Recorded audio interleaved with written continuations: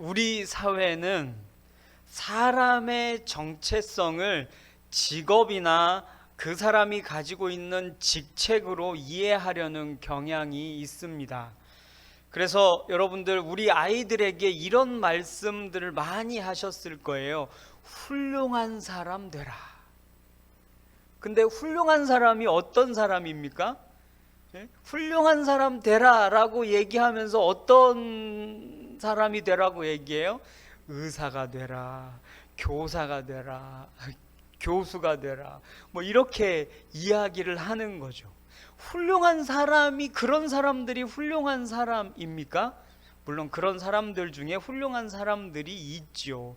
그렇지만 그런 직업을 갖고 있는 사람이 훌륭한 사람은 아닙니다. 제가 가끔 아이들에게 어떤 약속을 하고 약속을 못 지켰을 때, 그리고 앞으로 그 약속을 안 지키려고 할 때 하는 말이 있습니다. 그게 무엇인가 하면 이 말입니다. 야, 나 목사야. 왜 그러는지 아시겠죠? 목사님 거짓말 안 한다. 너 목사님이 거짓말하는 거 봤어?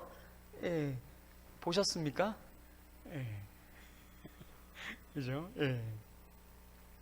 거짓말 안 하는 사람이라고 말하기 위해서 제가 일하고 있는 이 직책에 대해서 이야기를 하는 것이죠. 예전에도 그런 예가 하나 있었어요. 그게 뭐냐면 어떤 목사님이, 자꾸 목사님의 예를 들어서 죄송한데, 목사님이 교통을 위반했어요. 교통 신호를 위반했어요. 경찰이 잡았어요. 경찰이 잡아서 이게 신분증, 운전면허증을 제시해 주세요라고 했더니 그 목사님이 뭐라고 했게요? 나 목사 교통신호 위반해놓고 나 위반할 사람 아니야 라고 얘기하기 위해서 나 목사야 이렇게 얘기하는 건데, 그죠? 아닌 거죠. 그러니까 우리는 사람의 정체성을 이렇게 이해하면 안 됩니다. 그 사람이 무엇을 생각하고 무엇을 말하고 무엇을 행동하는지에 따라서 그 사람의 정체성을 이해해야 한다라는 것이죠. 한마디로 여러분들 그냥 이렇게 쉽게 얘기하면 이렇습니다. 착한 사람이 착하게 살고요, 나쁜 사람이 나쁘게 살아가는 겁니다. 행위가 존재를 따라가는 거지 존재가 행위를 따라가지 않습니다. 되게 어렵게 얘기했지만 그렇게 지금 얘기하는 겁니다. 예수님께서도 그렇게 말씀하셨어요. 거짓 선지자들에 대해서 말씀하시면서 열매로 그들을 알 거다, 이렇게 예수님께서 말씀하셨습니다. 그러면 성도는 어떤 사람이고 어떻게 살아가는 사람인가 하는 것을 오늘 우리가 말씀을 통해서 좀 생각해 보려고 합니다. 우리 성도는 어떤 사람입니까? 어떤 사람을 성도라고 하는가? 24절에 보면 사도 바울이 이렇게 말하고 있습니다. 육체와 함께 그 정욕과 탐심을 십자가에 못 박은 사람이 성도다라고 말하고 있습니다. 이 말은 성도가 예수 그리스도와 함께 죽고 예수 그리스도와 함께 살아난 사람이다 라는 사실을 말하는 것입니다. 사도 바울은 갈라디아서 2장 20절에서 자신을 이렇게 말하고 있습니다. 내가 그리스도와 함께 십자가에 못 박혔나니. 내가 누굽니까? 사도 바울이 자기 자신을 어떻게 얘기하고 있습니까? 그리스도와 함께 십자가에서 죽은 사람. 그러니까 예수와 함께 죽고 그리고 예수님과 함께 어떻게 되는 거죠? 살게 되는 거죠. 성도는 어떤 사람이냐? 예수 그리스도와 함께 십자가에서 죽고 예수 그리스도와 함께 부활한, 죽음에서 부활한 사람이다라는 겁니다. 성도는 죄와 사망의 권세에서 벗어나서 새롭게 된 사람입니다. 다르게 표현하면 성도는 예수 그리스도로 옷 입은 사람인 것입니다. 그런데 이렇게 예수와 함께 죽고 산 사람은 어떻게 살아가는가? 22절과 23절에서 알 수 있듯이 성령의 열매를 맺으면서 살아갑니다. 성령의 열매를 맺어야 그리스도인이 아니고요, 그리스도인이 성령의 열매를 맺는다라는 겁니다. 성도는 예수 그리스도와 함께 죽고 살았습니다. 예수 그리스도와 함께 죽고 살 때 어떻게 되는가 하면 성령으로 거듭납니다. 성령으로 거듭나서 성령을 따라 행하는 사람이 됩니다. 본문에서도 사도 바울이 이렇게 말하고 있죠. 16절과 그리고 25절에 똑같이 얘기하고 있습니다. 내가 이르노니 너희는 성령을 따라 행하라. 25절도 만일 우리가 성령으로 살면 또한 성령으로 행할지니. 성도는 성령으로 거듭난 사람이면서 성령을 따라 행하는 사람이다라는 거죠. 그런데 성령을 따라 행한다라는 게 무슨 뜻인가 하면 성령의 인도하심을 받는다라는 뜻입니다. 성령께서 인도하는 그 길을 걸어간다라는 뜻입니다. 다른 길로 가는 것이 아니라 성령께서 인도하시는 그 길을 따라서 가는 사람. 그래서 어떤 삶을 살게 된다고요? 성령의 열매를 맺는 사람. 그러니까 성도는 예수님과 함께 죽고 살기 전에는 육체의 소욕을 따라 살다가 이제는 성령을 따라 살아가는 사람이 되었다라는 사실을 말하는 것입니다. 성도의 삶은 이제는 육체를 따라 살아가는 삶이 아니라 이제는 성령을 따라 살아가는 삶. 그러니까 삶의 방향과 방식이 달라진 사람들이다라는 거죠. 예전에는 육체를 따라서 육체의 소욕을 따라서 육체의 일을 행했지만 이제는 구원받아서 거듭나서 성령을 따라 행하고 성령의 열매를 맺는 사람이 되었다라는 겁니다. 사도 바울이 본문에서 말하고 있는 육체의 일은 죄인의 삶을 말하는 것입니다. 그런데 19절부터 21절까지 기록된 육체의 일들의 특징이 있는데 그것이 무엇인가 하면 개인의 욕심으로 공동체를 분열시키는 일이 바로 육체의 일이다라는 겁니다. 왜냐하면 여러분들, 죄인은 누구를 위해서 살아갑니까? 죄인은 다 자기 자신만을 위해서 살아갑니다. 다른 사람을 위해서 살아가지 않습니다.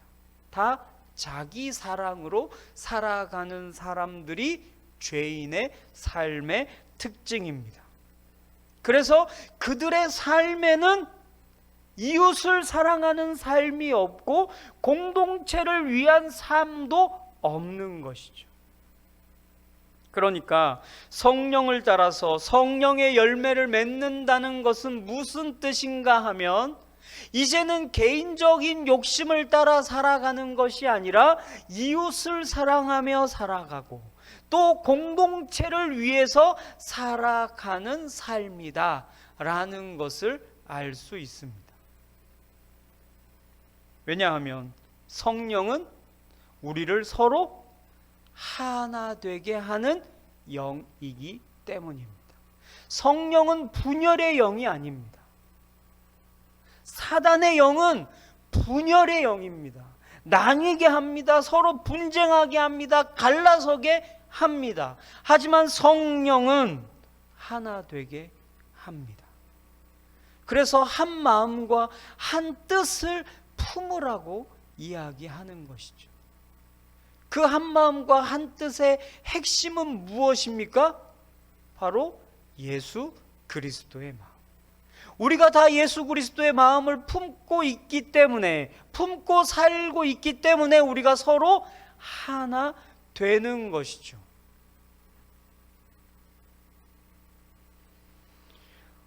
우리가 성도로서 이웃을 사랑하고 공동체의 하나됨을 위해서 살아갈 때, 그런데 그런 삶은 착한 사람이 되는 것은 아닙니다. 우리는 교회를 다닌다 라고 하면 착한 사람이 되는 것이라고 이해할 때가 있습니다. 그래서 제가 전에도 한번 말씀드렸는데, 부모님들은 교회에 안 다니고 아이들만 교회에 보내는 이유, 다른 사람들보다 좀 착하게 살게 하기 위해서 보낸다고 그렇게 말씀드렸잖아요. 그런데 우리가 그렇게 이해할 때가 많아요. 착한 사람, 교회 와가지고 서로 예배하고 이렇게 서로 봉사하고 교제하는 것을 좀 교양이 높은 사람들의 삶 정도로 이해하는 경우들이 많이 있습니다. 물론 성도가 되면 다른 사람들보다 좀 도덕적이고 윤리적인 사람이 되기는 합니다. 그래서 예전에는 그런 통계들이 있었어요. 지금은 그런 통계가 있어야 되는데 그런 통계가 별로 없는 것 같아요. 예수님을 믿는 사람들이 많아지면 범죄율이 낮아졌다 라는 그런 통계가 예전에는 있었습니다. 그 사람 교회 다녀, 예수님을 믿어, 그러면 다른 사람들보다 착하고 좀 다른 사람들보다 도덕적이고 윤리적으로 살아가는 사람이라고 생각했던 적이 있었습니다. 그런데 우리가 그렇게만 이해하면 성도로서 살아가는 영적인 삶의 의미가 이렇게 풍성하게 이해되지는 않습니다. 우리가 성도로서 이 땅을 살아갈 때 성령을 따라 행하면서 성령의 열매를 맺으면서 살아가는 것은 우리에게 항상 하나님의 은혜가 필요하다라는 사실을 말하는 것입니다. 왜냐하면 하나님의 은혜가 없이는 우리도 예수님을 안 믿는 사람처럼 똑같이 살아갈 수밖에 없습니다. 왜 그럴까요? 우리가 성령을 따라 행하지 않으면 예수 믿지 않는 사람들과 똑같이 행할 수밖에 없어요. 왜냐하면 우리 안에 육체의 소욕만 역사하기 때문입니다.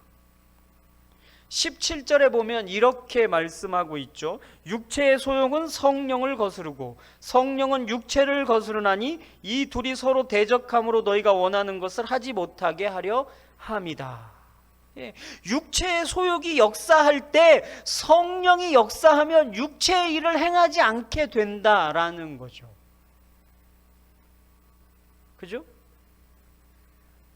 성령의 역사가 있을 때도 마찬가지예요. 그런데 성령의 역사가 있을 때도 육체의 소욕이 역사하기 때문에 우리가 하나님의 뜻을 따라서 살지 못하게 되는 겁니다. 우리는 그런 내적인 갈등 속에서 살아가요. 그러니까 성령을 따라 행하지 않으면 우리의 삶은 육체의 소욕만 역사하기 때문에 육체의 소욕을 따라 행할 수밖에 없는 것이죠. 그래서 우리가 성령의 열매를 맺는다라는 것은 우리 삶 속에 하나님의 은혜의 역사가 이루어지고 있다라는 사실을 말하는 것입니다. 그런데 여기서 우리가 한 가지 오해하지 말아야 할 것은 이것입니다. 18절의 말씀인데 여기 보면 사도 바울이 이렇게 말하고 있습니다. 성령의 인도하시는 바가 되면 율법 아래 있지 아니하리라. 우리는 이 말씀을 이렇게 이해할 때가 있습니다. 속된 말로 성도가 되면 법 없이도 살아갈 수 있다. 더 이상 우리에게 율법이 역사하지 않는다. 하지만 여러분들 예수님을 믿으면 율법을 더 잘 지키게 됩니다. 오해하시면 안 됩니다. 율법을 더 잘 지키게 됩니다. 이 말은 하나님의 말씀을 더 잘 지키게 된다라는 말씀입니다. 여러분들 율법도 하나님의 말씀입니다. 하나님께서 우리에게 주신 말씀이죠. 예수님을 믿으면 율법이 필요 없는 게 아닙니다. 예수님을 믿으면 구약이 필요 없습니까? 아니잖아요. 그죠? 그죠? 이렇게 하셔야 돼요, 빨랑. 예수님을 믿으면 어떤 사람들은 그렇게 생각하는 사람이 있어요. 구약은 필요 없고 신약만 있으면 된다. 아니거든요. 율법을 더 잘 지키게 됩니다. 왜냐하면 예수님을 믿고 따라가는 사람들에게 율법의 원래 의미, 그 의미를 따라서 살게 되기 때문입니다. 여러분들, 예수님께서 산상복음을 말씀하셨습니다. 마태복음 5장부터 7장까지가 산상복음인데, 상상수훈인데, 그 말씀의 핵심은 뭐냐면 예수님께서 율법을 풀어주신 것입니다. 율법을 풀어주신 것. 그래서 예수님께서 율법을 말씀하시면서 어떤 말씀을 자주 하셨는가 하면, 원래는 그렇지 않았다, 원래는 그런 뜻이 아니다 라고 말씀하셨습니다.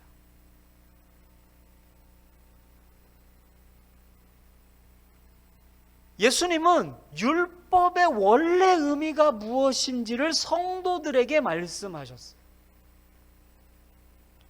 그러면서 예수님께서 말씀하신 게, 너희의 의가 누구보다 더 좋아야 된다고요? 바리새인들보다. 예수님께서 그렇게 말씀하신 이유가 있어요. 율법의 본래 의미를 따라서 살게 되었기 때문에 예수님을 믿고 따르는 사람들은 율법의 원래 의미대로 살게 되기 때문에 그렇게 말씀하시는 것입니다. 성도는 율법의 원래 의미를 이제는 지키면서 살 수 있게 됐습니다. 어떻게 그렇게 살게 됩니까? 바로 우리 안에 성령이 임하시기 때문입니다. 사도 바울이 앞에서 제가 말씀드렸잖아요.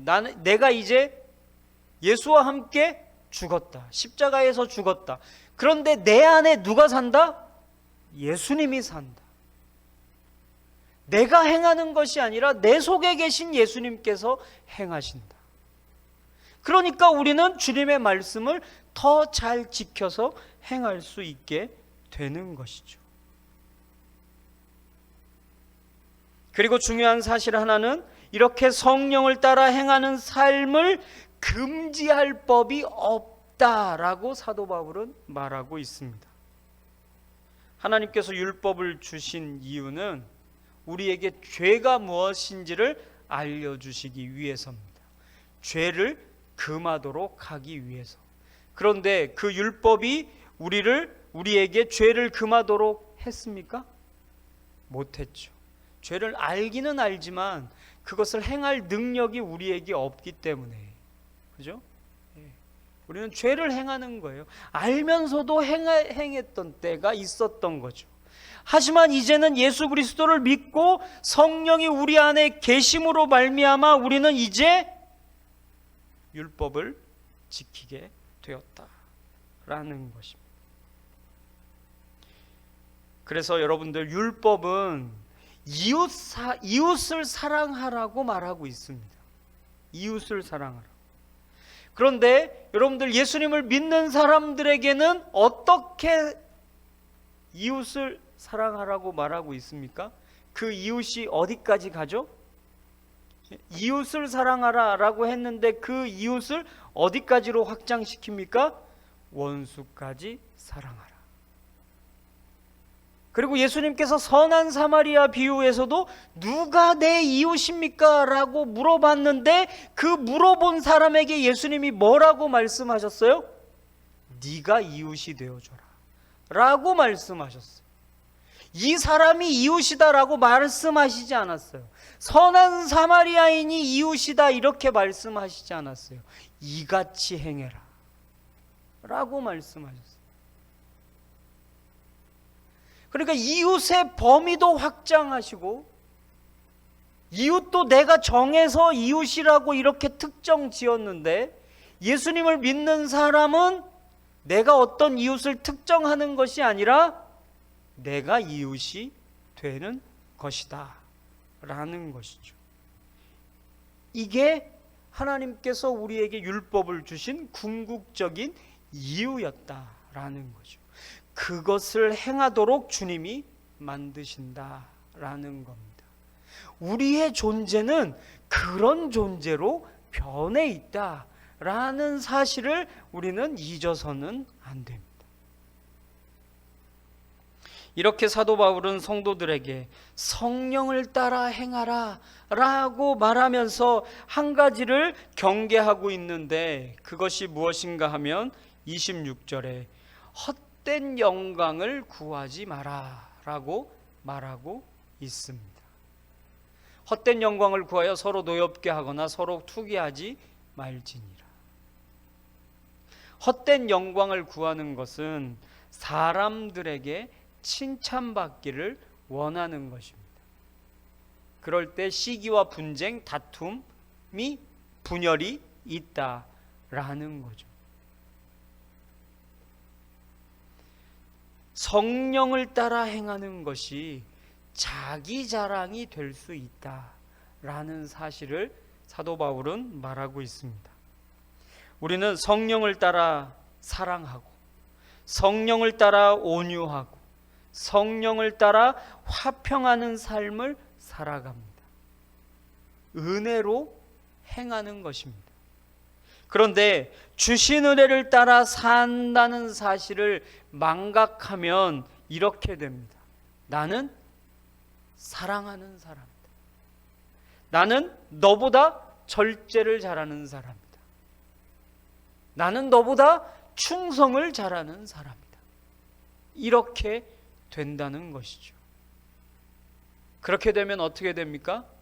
사람들에게 칭찬받기를 원하는 것이죠. 우리의 연약함은 여기에 있습니다. 우리는 다 하나님의 영광을 위해서 살아가야 한다라는 사실을 알면서도 한순간에 자신의 영광을 위해서 살아가는 그런 존재들입니다. 그래서 사도 바울은 고린도전서 10장 12절에서 이렇게 말하고 있습니다. 그런즉 선줄로 생각하는 자는 넘어질까 조심하라. 예. 여러분들 베드로가 저번에도 한번 우리가 말씀을 살펴보았는데 베드로가 예수님이 베드로에게 이렇게 물어보셨어요. 너희는 나를 누구라 하느냐? 주는 그리스도시고 살아계신 하나님의 아들입니다. 칭찬하셨어요, 예수님께서. 그리고 난 다음에 예수님께서 무엇을 말씀하셨습니까? 내가 고난당해서 죽을 거다 라고 말씀하셨어요. 그랬더니 베드로가 예수님을 붙잡고 항변하면서 절대로 그런 일은 없을 것입니다. 그랬더니 예수님이 뭐라고 말씀하셨어요? 사단아 물러가라. 너는 나를 걸려서 넘어지게 하는 자다. 그런데 그게 오랜 시간의 갭이 있는 게 아니에요. 그 대화가 오랜 시간의 갭이 있는 게 아니에요. 내가 누구냐? 주는 그리스도 살아계신 하나님의 아들입니다. 절대로 그런 일 없을 겁니다. 이게 바로 나오는 사건이에요. 그런데 왜 베드로가 그렇게 확 변했을까요?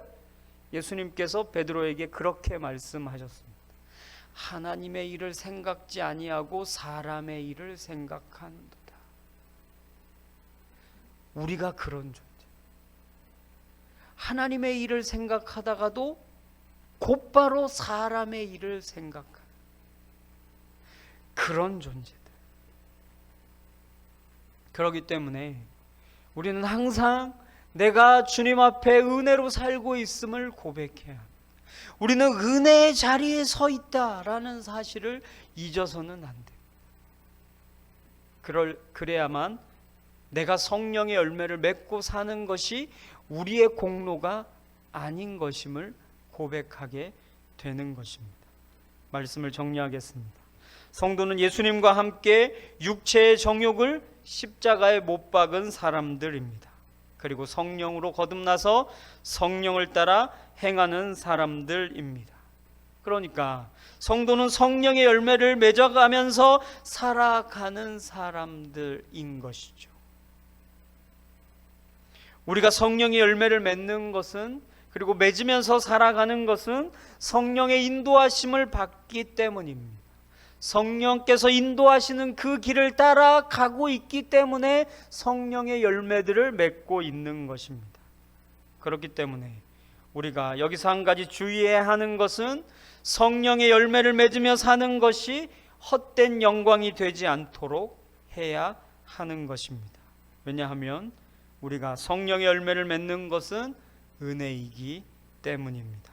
그러니 우리에게 은혜로 주신 하나님께 감사하며 영광 드리는 삶 살 수 있기를 주님의 이름으로 소망합니다.